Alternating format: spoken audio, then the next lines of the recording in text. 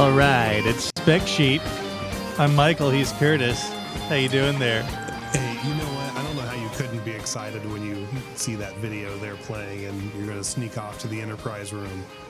I was a little down, and then... The pick-me-up you needed was right there. It's just what I needed. Off Hey, to the Enterprise room. By the way, take a look at our website, which is specsheet.tech. That is specsheet.tech. There's a bunch of links there. However you're listening or watching, whatever. It's not the only way to watch the show. There are several ways you can do so, and links for all are at specsheet.tech. God, I was going to ask you something, Curtis. Oh, yeah. If somebody wants to subscribe to an audio-only podcast, is that possible currently? So it should be. I need to test it still. But what you'd want to do is go to YouTube or the YouTube Music app, and we have a playlist there that's a RSS feed of our show. And from my understanding, that should give you the option to either watch the videos or listen audio only. I've tried to get that to work. I've taken that URL, I've dumped it into my podcatcher. It didn't work? Nothing's working. So have you tried FireFub? Well, FireFub's RSS feed works 100% of the time. You could put in the URL to the GIF or GIF of your pleasure, and it'll still create an RSS feed out of it and give you a podcast. I like the way FireFub sends emails to all of your contacts to tell them what RSS feeds you subscribe to. Because that would be great. You're going to want to make sure that your family members are also enjoying the same content you do. That's right. So I recommend FireFub. Let's just make a little switch here. Oh, there we are. That's, well, maybe I'll just do that. Okay, so Elon Musk was in some sort of a deal with Don Lemon to have Don Lemon on X. But do you know, Curtis, I don't really understand these deals because it seems to me there's no change to Don Lemon's position as it relates to X. With or without a deal with Elon Musk, I mean, he still has access to X. He can still stream. He can still have subscribers on there. I don't really get this. That's why I wanted to talk about this article, because I haven't listened to or watched the show. I need to put it in FireFub and see if I can get a podcast of it.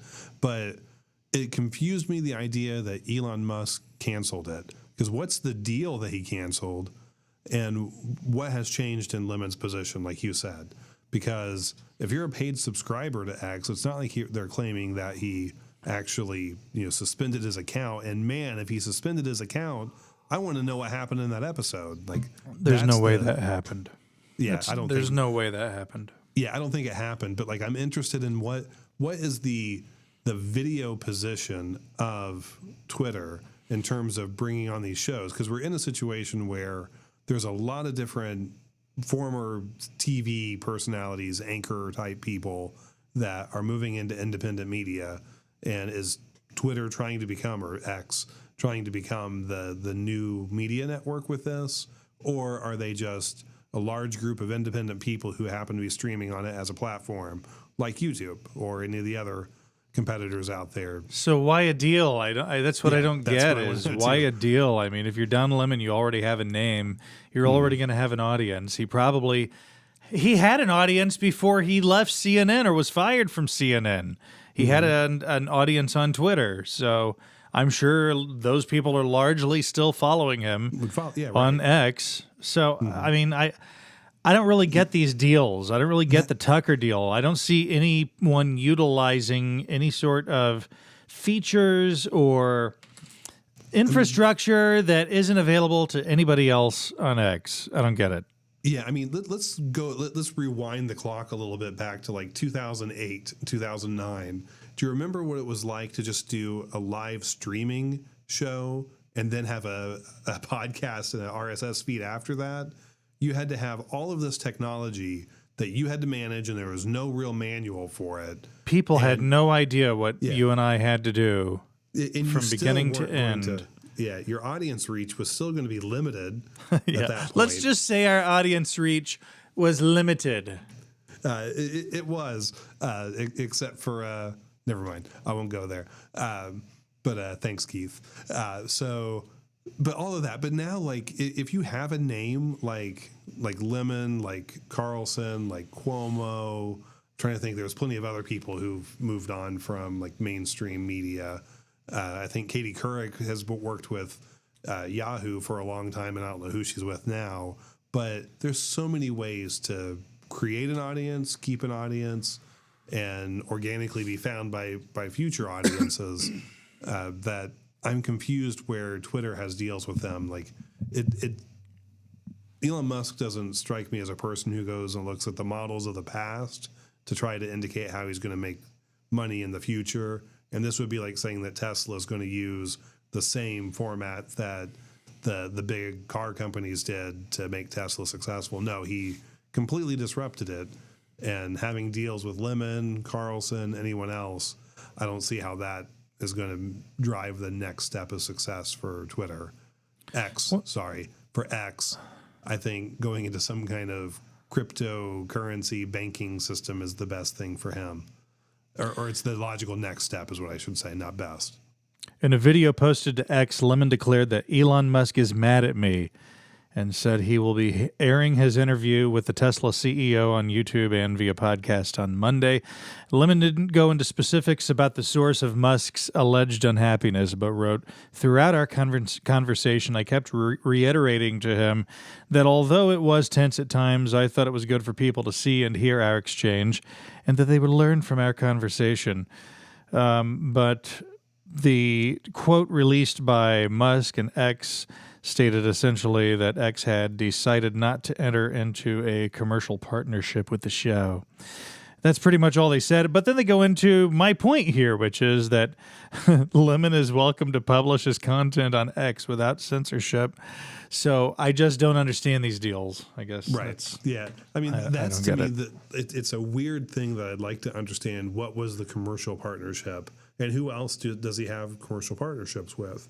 I kind of, in the grand picture of things, I don't really, grand scheme, I guess, I don't really care who he has commercial partnerships with. It's none of my business, ultimately. No, Curtis, that's your business. I want to know how we get in on this because Spec Sheet needs to have one of these commercial deals. Elon, give us a commercial deal. That's all I'm saying. I would like all large companies to confer with Curtis about their inner goings-on. Please do. Send me an email with access to any private information that you need me to look over so I have a better idea of what's going on with you. So the House passes a bill that could lead to a TikTok ban if Chinese owner refuses to sell. I'm kind of torn on this because on the one hand, I look at TikTok and I see the possibility that there could be issues, there could be security issues with the company having proximity to the Chinese government. Okay, I get that. But, I mean, every one of these tech companies, does Facebook not have branches of Facebook that exist in mainland China? Like, do they not have actual offices in mainland China? Physical? That's a good question. I would assume they do, but, I mean, Facebook is not anywhere Well, you know what? near. That's right. Facebook is banned in China, isn't it? I mean, that's right. Originally I thought you were well, going to go the other that direction. point I was starting to make, you can just go ahead and flush that. The point I thought you were going to go to is, doesn't the government have offices directly in Facebook's headquarters? Well, I mean, I guess that is my broader point is that even though Facebook, okay, let's say it is banned in China, but there's no way that China doesn't have some sort of a foothold in Facebook. I mean, I just cannot believe they do that because- as a financial instrument, at the very least, China would not have some sort of a foothold in that company. I mean, they do minimum because of advertising and games that they're building and the apps that interact with it.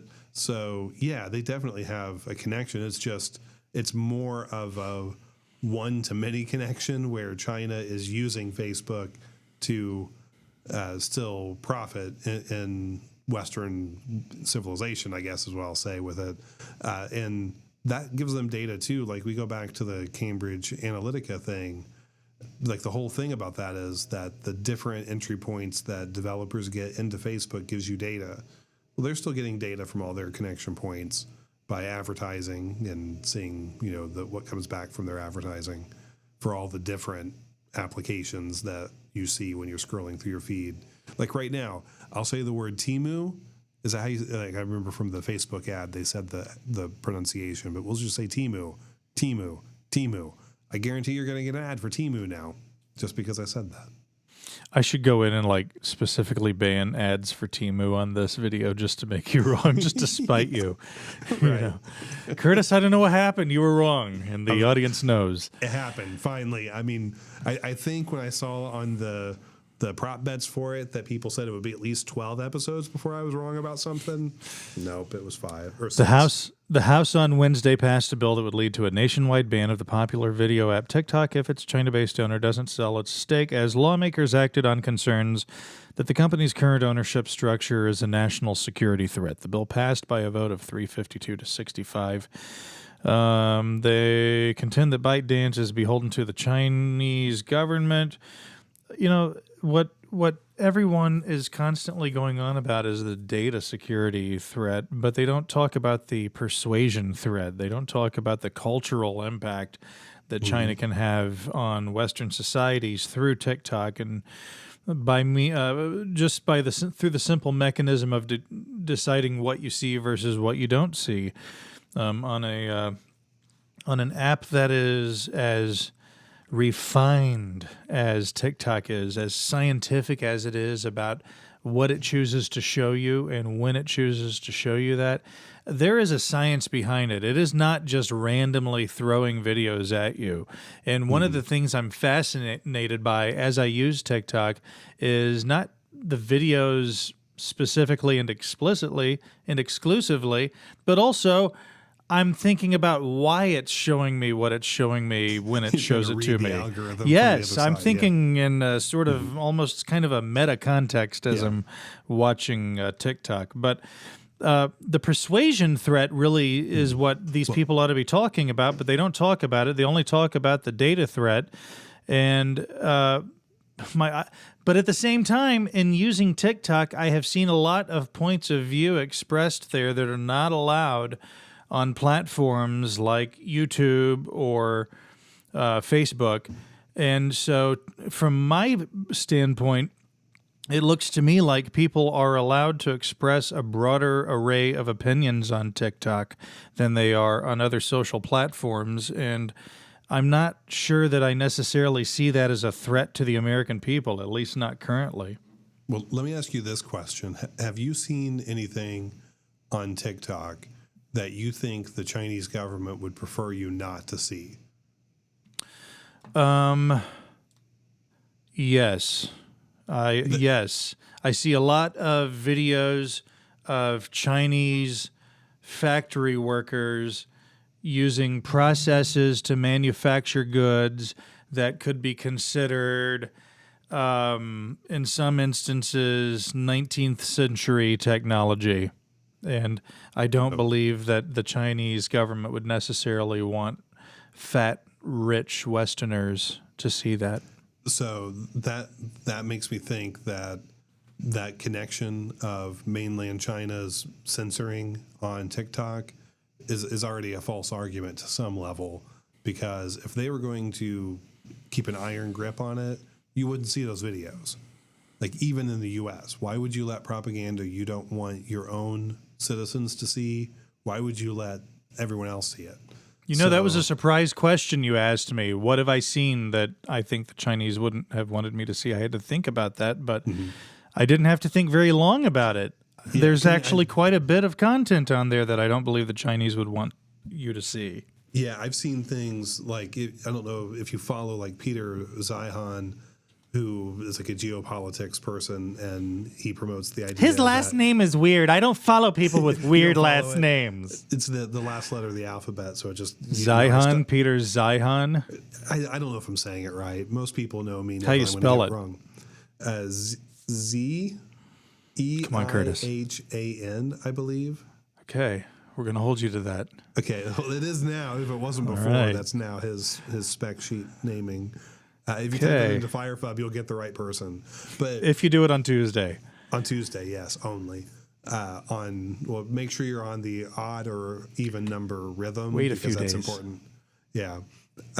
So he talks a lot about like the population decline there and that their economy, he has a theory around that, which is, I mean, I've heard other economists talk about it too, but that's not something that I would think the Chinese government wants people to be talking about. So like, I get the idea that they're collecting a lot of data from these apps. And then there's also what you're starting to allude to with the memification, get it out there, of data and how you present that to a culture can shift opinions pretty easily. Like it's easy to forget that a meme can be a joke, it can be hurtful, but it can also be a transmitter of data, transfer of information.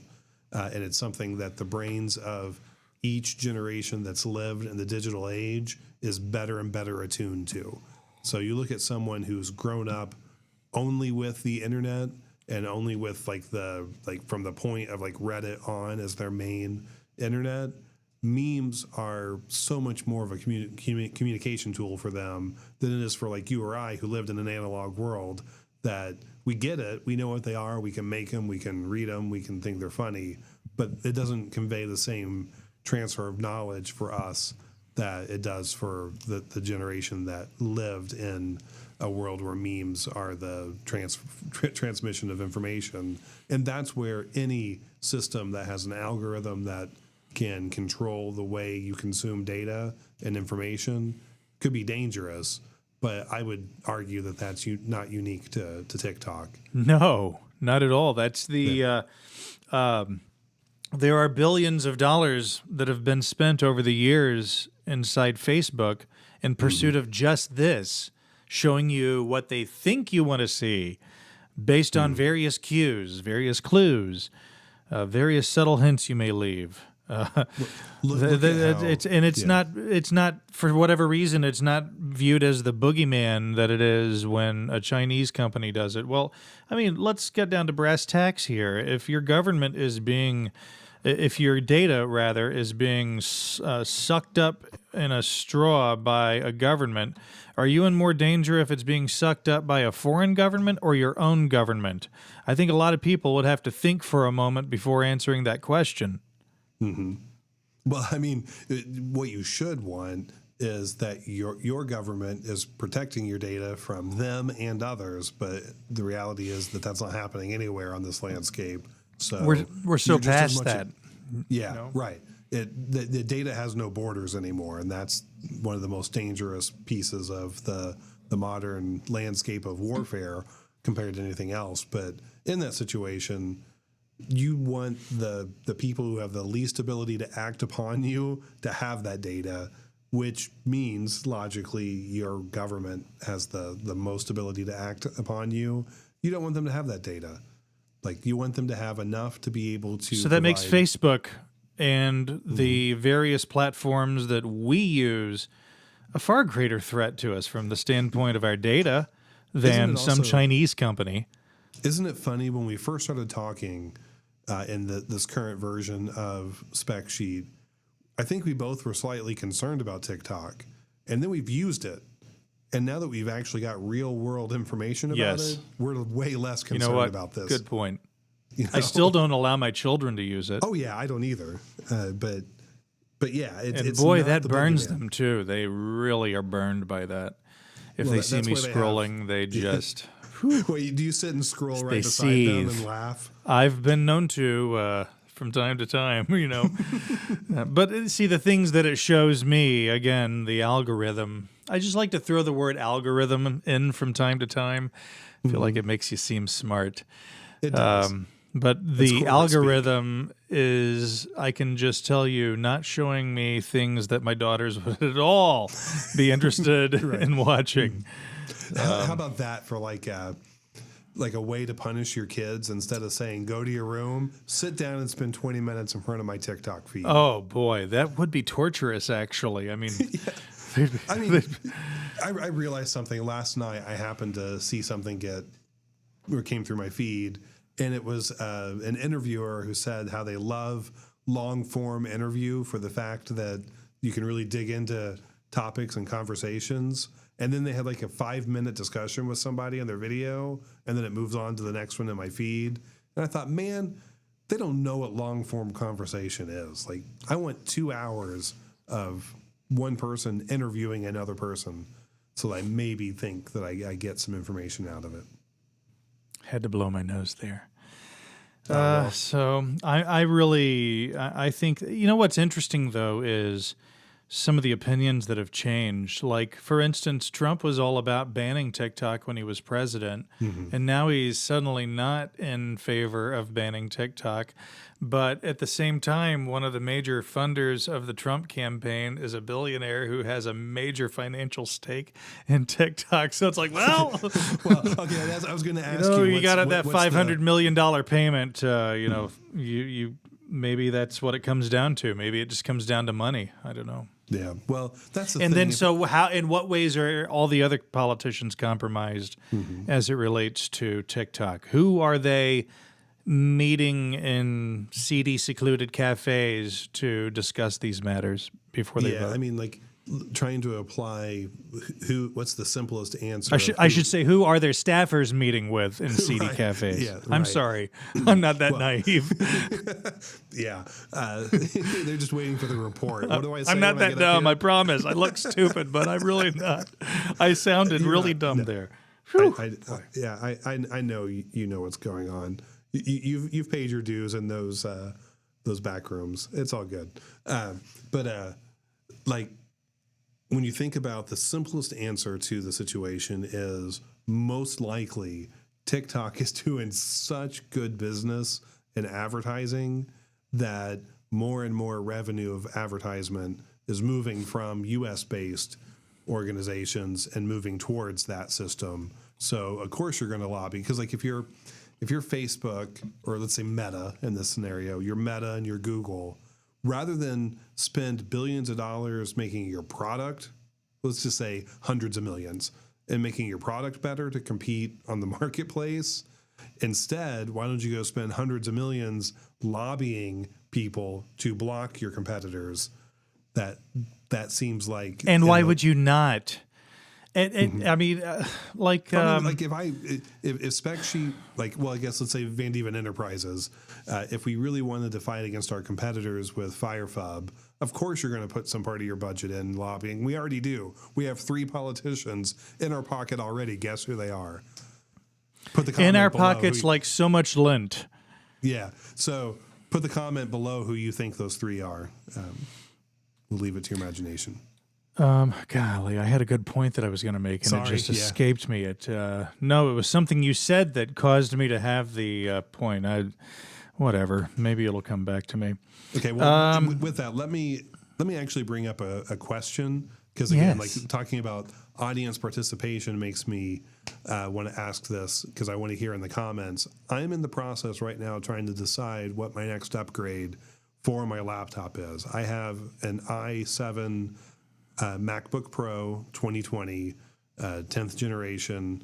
It was a really good one right before the Silicon Macs came out. And now it sucks. And it can be yours. It can be yours for the low price of $3,000. No, I bought it purposely because I wanted my eGPU to still work with it, and I booted into Boot Camp a lot. But I'm doing that less and less. And also, as you know, Michael, that's something I regret not being able to use on my Mac as Boot Camp. It's great when it works. I mean, it works, but there is a reason in this world to have an Intel Mac. I mean, some people might be of the mindset that, oh, now that the M1 is out, man. I mean, your Intel Mac is a paperweight. Here's the problem I ran into. So I go to run a large language model tool on my MacBook Pro. They don't even make a Mac OS version of this. It's all Apple Silicon, where my Windows laptop, which has the same CPU in it and more RAM, but everything else is the same, runs it just fine. So it's ridiculous. Why is that? I mean, they just chose. But the thing too is that I'm really intrigued with dropping down from a MacBook Pro, going to an Air for the purpose. It's fabulous. Because everything everything I have done for the last, I don't know, 4 months or so, 5 months, computer wise, It's all been on this MacBook Air, 15 Yeah, inch. you have an M2, right? So M2, 15 inch. Yeah, this was the first 15 inch MacBook Air ever. Was the M2 version of the MacBook Air, and this is the 512 gigabyte, 512 gigs of storage, 16 gigs of RAM. I think that's the one you got to get. At the very least, you got to get the. You got to get the at the very least 16 gigs of RAM with 256 on the storage side, because as we've mentioned before, the storage, if you go, well, I don't know if that's the case on the MacBook Air though. If like the 256 storage is slower than the 512, Yeah, I just assumed it to be. I didn't even look into it. I know what Apple does. I learned that lesson with the iPhone 7 Plus in 2017. That's why at that time you could get the 64 gigabyte version of the 7 Plus, or you could get the 128, which had much faster storage. It had like a generational leap over the storage that you would get in the 64 gigabyte version. an arbitrary property, yeah, that shouldn't have been connected to it. But Is it arbitrary? It's arbitrary in terms of they didn't have to give you the slower one. They could have just. Well, it was about profitability, I'm sure, right? Yeah. Well, yeah, that's the thing, is that there's no technical reason why those two couldn't be paired together with the faster one. It's just leftover stock needed to be used. Well, I mean, Apple is the greatest. When you look at like when you go with a MacBook Pro or just the Mac Pro, and you have the Max, the Pro, and then the base M chip, the only difference between the Max and any of the lower ones is that CPU was tested and it wasn't able to run at full speed. So every chip has the potential to be died in a way that could be a Max, and when it fails at some point, they bin it, which is they just limit the number of cores. Well, gee, thanks, Curtis. I was enjoying this M2 MacBook Air, and you've utterly ruined it for me. It's tainted now. Your M2 could have been an M2 Pro or Max. But it's not, because the chip is faulty. I get it, Curtis. I have defective hardware. Let's just talk about how boy, that burns. Yeah. I've been so proud of this thing. It's so sleek and beautiful, and so you want to know, like, this is the most superficial part of it for me. Like, so I want to be able to run the apps I want to, and it seems like I'm getting pushed over to Apple Silicon. But the other thing is the fan, and you're the one who pointed it out to me. When you can hear my fan on my mic, like this Mac Pro, the fan runs, and I never cared about it before. It didn't bother me, but now that I know it, I want to fix it. And that's why I'm really interested, because like I don't push my Mac in any major way. Like I do a little bit of video editing, I do a little bit of development on it. I don't run any VMs right now. I do run Docker some, but it's not like it's a big deal. So I need to have as much RAM as possible. But I think the biggest thing about the M2 that worries me, and this is why I want anyone who has an opinion, comment on it, or go to specsheet.tech, fill out our form, and tell me which Mac you think I should buy. Do I save money? Oh, I thought you were like, I was like, fill out our form. What are you talking? Oh, we do have a form. Okay. Yeah, we have a form there. Tell me what you Actually, think. You're right. We do. I thought you were just screwing around. No, I'm serious on that one. But do put a hashtag FubDev on it, please, for it to get through my email filter. But I don't accept any mail that's not tagged hashtag FubDev. Before you reach out to us through the contact form on the website, please ensure you have enough Fub coins. Hashtag Fub coins with a Z, by the way. Yes. I want to add that as a modal window that comes up that says, enter your Fub coins wallet ID or something before you can submit the message. That would be great. Well, I guess Fub coins just ought to be Verticoins. No, you use Verticoin crypto coins to purchase the Fub coins. Wow. Boy, this is a great system. It sounds so proprietary and smooth. Right. Well, that also, like, every support request should cost you a fraction of a coin. And every answer you give to this. So, like, anyway, I want to know, going back to the subject, do I get the M2 MacBook Air 15-inch is the max RAM 16 on that, or can I get 18 or 24? I think it's 16. 16. Or do I upgrade and go ahead and get an M3 because I want to be able to run 2 monitors potentially. Like right now, I don't really need it, but I want to have it potentially. Is there any reason that the M3 is significantly better than the M2, or do I save money and get the M2? So I need. Well, the first thing I would say is that I want to pick my nose so badly right now. I mean, I can't even express to you how badly for it. Yeah. it's itching so badly. But being on camera, I just can't even go down this road. Could you imagine the just the memeability of that? It would. Oh yeah. Well, hold on. Let's get you full screen for this. I think I have to say, with everything I've done on this M2 Mac, I have not encountered anything where it feels like it suddenly slowed down or it suddenly clocked down because I was pushing it too hard. And I have done some things that have generated some heat, like running probably the go-to flight simulator application in the Mac world is, I think it's called X-Flight. Yeah.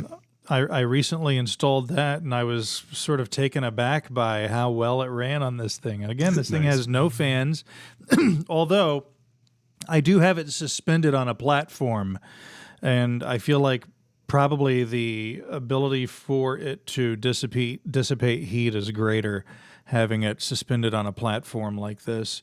The main reason I've got it suspended on a platform is, number one, it kind of puts everything at because I'm standing right now, so it sort of puts everything at the appropriate height, and it also allows me to slide things under the Mac. So I've got my mixer actually under the front third of my Mac right in front of me. I mean, like, everything is literally right in front of me. Nothing's off to the side anymore other than my monitor. But I haven't been able to push this thing in any direction where it felt like it was throttling or not able to carry the load. I'm running retro video game emulators for PS2, and I'm also running a lot of retro games like Roller Coaster Tycoon and stuff. That's not the one I expected to hear. Goat Simulator, Yeah, are you playing that? What is it? Goat Simulator? I can't say that I am. No. It sounds enticing, though.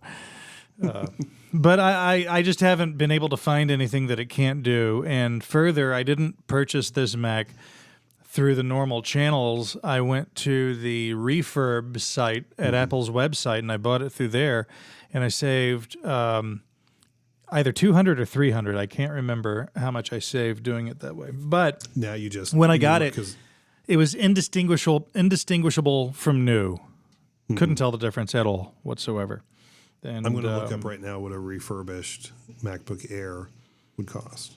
I think that the smart money would be to get one of these. I mean, you're going to get the benefits of the advances over the M1, which, I mean, this thing is so powerful, while at the same time you're not going to pay the tax of having the latest on the M3. I could get a 15-inch M2 with 24 gigs of memory and 1 terabyte drive for $1649.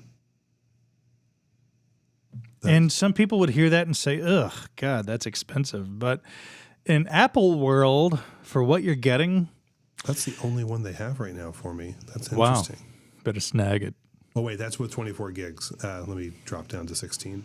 Okay, so now... I thought you were going to say, oh, wait, it says that one's taking a baseball bat to the center of the display. Right.